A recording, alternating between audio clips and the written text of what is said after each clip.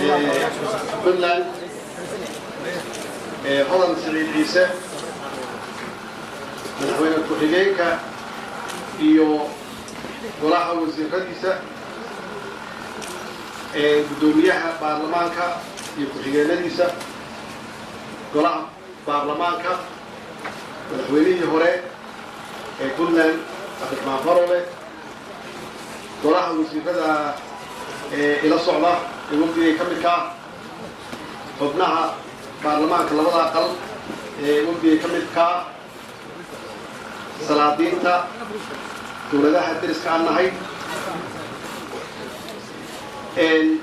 iyo dowladaha saaxiibaha nahay iyo diblomaasiyiinta iyo marti sharafta halkan nagala soo qayb gashay beesha saxaafadda kulli waxaan ku salaamay assalaamu calaykum waraxmatullaahi wabarakaatu waxaa mahadleh allihii la khalqay oo halkan isugu kahay keenay maanta oo noo suurtageliyey inaan kulligeen markhaati ka wada ahano daahfurka aan maanta ku furayno garoonkan garowe aan loogu magac daray jenaraal maxamed abshir muuse allah u naxariisto waxaan u mahad celinayaa dowladda puntland ugu horreeya madaxweynaha mar kale iyo shacabkeeda guud ahaan sida sharafta leh ay noo soo dhaweeyeen oo wanaagsan oo diiran waxay runtii soo xasuusisay febraayo 8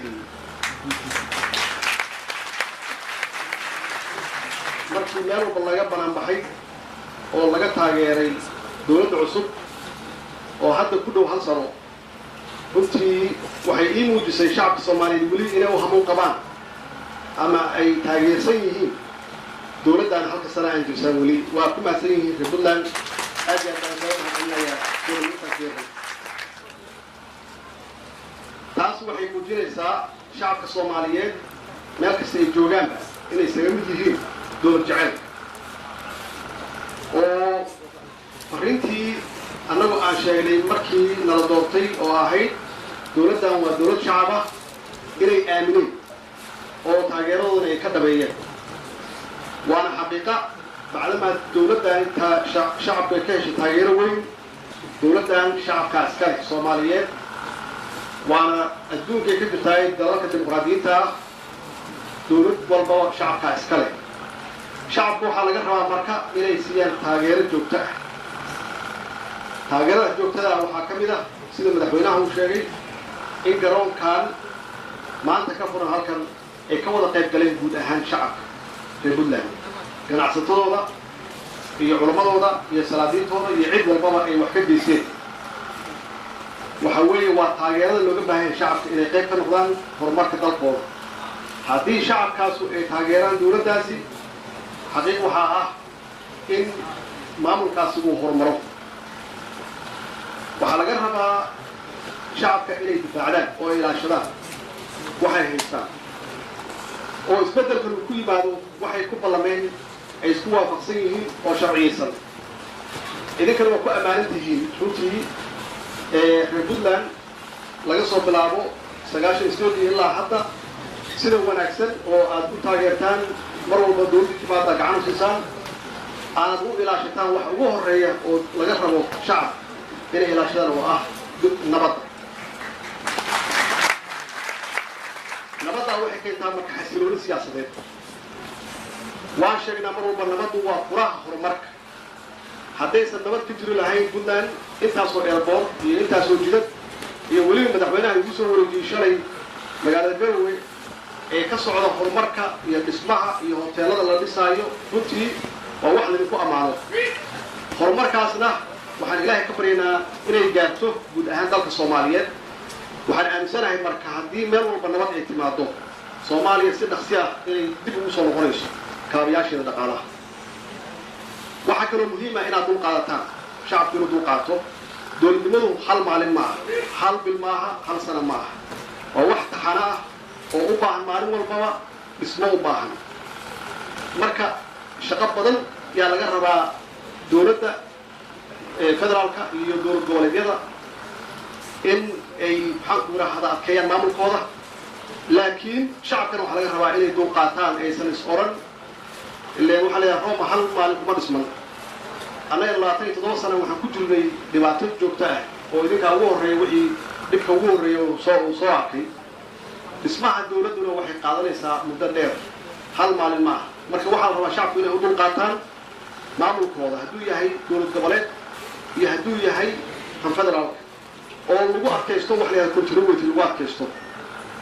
shacabka waxaa laga rabaa inay qayb ka noqdaan dhaqaalaha maamulka markaas ku tirsan yihiin hadday tahay dawlad goboleed iyo federal inay bixiyaan waxa aan caalamka ka sugayno waa wax dad laga soo aruuriyay idinkoo kale ah waxay ku timaadaa dhaqaale aruurinta in shacabku horta uu ku kalsoon yahay dawladooda annagana waxaan laga rabaa inaan kalsoonidaas aan ka dhamayno oo aan hirgelino waxa shacabka ay naga rabaan Soomaaliyeed idinkana waxaa laydinka rabaa inaad dhaqaalo ku kaalmaysaan dhaqaalaha macnaheedu waxay tahay canshuurta waa qaran way canshuurta inaad idin ka lex jeclaysan maxaa yeelay haddaan niraahno dawlad shisheeye wax ka sugaynaa waa wax dad laga soo qaaday wax cidka ka yimid ma ah waa dad idinkoo kale oo isxilqaamay oo dawladahoodaas dimuqraadiga aaminay oo si hufan oo wanaagsan u baxsha canshuurta dawladdaasna ay u maamusho sidii dadku ay u og yihiin annaga waxaan laga rabaa marka dawlad goboleed haddaan nahay iyo haddaan nahay federal waxaan laga rabaa wada shaqayn dhexdeedna ah waxaan laga rabaa dawladda dhexdeeda federaalka inay wada shaqayn leedahay uusan khilaaf imaan maxaa yeele hadduu khilaaf yimaado waxaa imaanaya wax alla wixii horumar ah inay istaagaan oo aan loo danayn dadka Soomaaliyeed aan loo danayn dadka guudna aan loo danaynin marka dawladda dhexe ay nabad tahay oo heshiis tahay oo wada shaqayn leedahay inay la shaqayso dawlad goboleedyada iyaga naftigooda taas waxay ku imaanaysaa marka guud ahaan dalku inuu isqabsado horumarkiisa oo qolooyinka nabadiidka ah oo dhibka lagu haya aan meel uga soo wajeesano oo aan uga adkaano waxaa laga rabaa dawladda annaga naga rabtaan hufnaan in waxa aad bixisaan oo canshuurihiina inaan si wanaagsan idinkugu maamulno oo ilaahay hortiisa ah oo aan dib idinkuu soo celino adeegeeda hadday tahay biyo nadiif hadday tahay iskuullo hadday tahay jidad hadday tahay infrastructure sidaan ka arkay hadda magaalada Garowe hawsha ee wanaagsan oo ka socota in dib idinkuu soo celiyo wixii aad bixiseen oo si wanaagsan idinkuu maamulo tan ugu muhiimsan waxay tahay soo celinta sharafka ummadda Soomaaliyeed oo naga luntay 27 sano ka hor inaan dib u soo celino sharafkii iyo qiimkii aan caalamka ku lahayn soo celino taasna waxay ku imaanaysaa annagoo xiriir wanaagsan la samaysana caalamka intiisa kale oo dal walbaba aan saaxiib la nahay dal walbana dalahooda aan kala shaqeynayno iyagana dalaha nagala shaqeynayaan iyadoo ay ku salaysan tahay mutual interest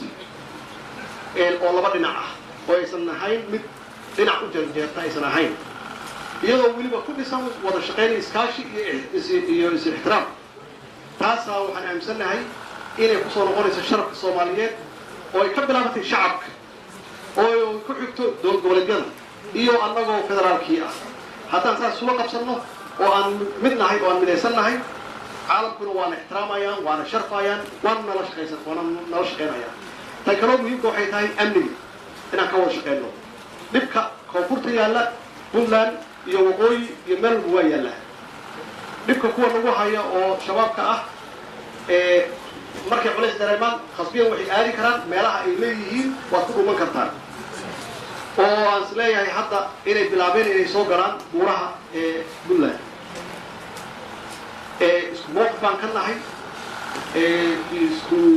waxaan ku jirnaa front yaa ku jirnaa waana la wada dagaalaynaa cadowgaas Soomaaliya haysta oo dhibka ku haya hadday joogaan Puntland iyo hadday joogaan koonfurta hadday joogaan saas darteed waxa weeye inaan adkeenno amniga inaan adkeenno meel walba Soomaalida joogtay amniga adkayso tan kaloo ugu dambaysa kusoo gabagabeynaya waxay tahay xoojinta dimuqraadiyadda intaasaan sheegay waxay horumarin u tahay waxay u tahay aasaas horumarka dalka oo ugu horeeyo eerboorada arkaysaan oo dhisay haddii aysan jirin dimuqraadiyad ilaa waa aragnay wax walba oo dib waa soo aragnay maanta waxay tahay dimuqraadiyadda inaan shacabku u celino shacabku ay doortaan qofkii ay rabaan shacabka ay doortaan xisbiyo maaha qabiil shacabka ay doortaan qofka isleeyihiin waa ku habboon yahay aysan ku dooran yuu yahay aysan ku dooran taas annagaa laga rabaa dawlad goboleedyada iyo dawladda federaalka ah inaan soo gaarsiino insha allah hadduu ilaahay hado electionka soo socda doorashada soo socota qof walba oo Soomaaliya oo la gaari karo inuu helo fursad uu ku codeeyo uu ugu codeeyo xisbiga uu rabo xisbigu doonayo ugu codeeyo waa soo sheegay walaalkeen Salaam Cali Jelle oo markii aan soo bixin ugu yiri eebow dalkay aan u socdaaya iga tagin aad weyn tirsadaa waa dad uu fuuleeya inuu ka furto xisbi meeshaan xafiis saasana horumarka Soomaaliya ku gaartaa in qofka lagu doorto wanaagiisa sharafkiisa karaamadiisa waxqabadkiisa hufnaantiisa iyo xisbigu wato wuxuu taagan yahay aysan ahayn ninkaanigu cid maaha waxaasi Soomaaliya waa ku soo jabtay dhibaatooyin badan yaa naga soo gaaray oo arkaysan maanta meesha aan taagannahay iyo midnimo la'aanteena Soomaaliya hore u socoto Soomaaliya ha noolaato waa mahadsantihiin wassalaamu calaykum wa rahmatullahi wa barakatuh